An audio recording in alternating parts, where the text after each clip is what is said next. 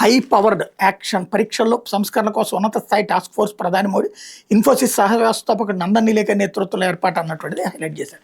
అయితే ఇంటింటికి అబద్ధం అంటూ ప్రచారంలో మస్కా కొట్టేద్దామని చంద్రబాబు ప్రయత్నం, ప్రజలు నిలదీస్తారని టీడీపీ కేడర్ల ఆందోళన, ఆడబిడ్డ నిధి లేదు, 50 ఏళ్ళకి పెన్షన్ లేదు, 20 లక్షల ఉద్యోగాలు లేవు, నిరుద్యోగ భృతి లేదు, తల్లికి వందనం తొలి ఏడాది గోవింద, రెండో ఏడాది 20 లక్షల మందికి కోత, ఏడాది 22.65 లక్షల మందికి మొండి చేయి, పీఎం కిసాన్ కాకుండా అన్నదాత సుఖీబాబుకి 20,000 ఎక్కడ, అందులోని 7 లక్షల మంది రైతులకు పూర్తిగా మంగళం, 2 ఏళ్లలో 6 గ్యాస్ సిలిండర్లకు కానీ ఇచ్చింది 2, సూపర్ 6 బకాయిలు మొత్తం 1,99,688 కోట్లు, ఉద్యోగుల హామీలు హుడక్కి, రెగ్యులర్గా అందాల్సినవి లేవు, పీఆర్సీ ఐఆర్ లేదు, పెండింగ్ డిఏలు లేవు, దగా డిఎస్సీతో నిరుద్యోగుల మండిపాటు అన్నటువంటిది హైలైట్ చేశారు. లేకపోతే పసిడి గెలిచాను అంటూ అంచనాలకు అనుగుణంగా రాణించిన భారత star weightlifter Mirabai Chanu Commonwealth గేమ్స్లో స్వర్ణ పథకంతో అదరగొట్టింది.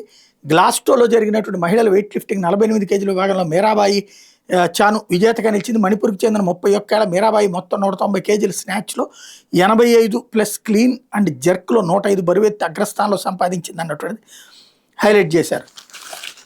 ఇకపోతే లోకేష్ మీరు రాజీనామా చేయరా అంటూ డిఎస్సి స్కామ్కి మీరు బాధ్యత వహించాల్సి సూటిగా నిలదీస్తున్న నిరుద్యోగత, నీట్ యూజీ 2026 ప్రశ్నపత్రం లీక్ అయిందని తేలిన వెంటనే మే 3 నిర్వహించిన పరీక్షను కేంద్రం రద్దు చేసింది. సిబిఐ దర్యాప్తుకు ఆదేశించి నిందితులు కటకటాలు పాలు చేసింది. లీక్ కేంద్ర విద్యాశాఖ మంత్రి ధర్మేంద్ర ప్రధాన్ బాధ్యత వహించాలని జంజీ దేశవ్యాప్తంగా ఆందోళన చేపట్టడంతో కేంద్రం దిగొచ్చింది. యువత ఆకాంక్షలు గౌరవిస్తూ ప్రధానితో మంత్రి పదవికి రాజీనామా చేయించింది. నీట్ పేపర్ లీకేజీని తలదన్నే రీతిలో రాష్ట్రంలో సాగిన డిఎస్సి 2025 కుంభకోణం పక్కా సాక్ష్యాలతో రుజువైన చంద్రబాబు ప్రభుత్వం మసిపూసి మారేడికాయ చేసింది అన్నటువంటిది హైలైట్ చేశారు.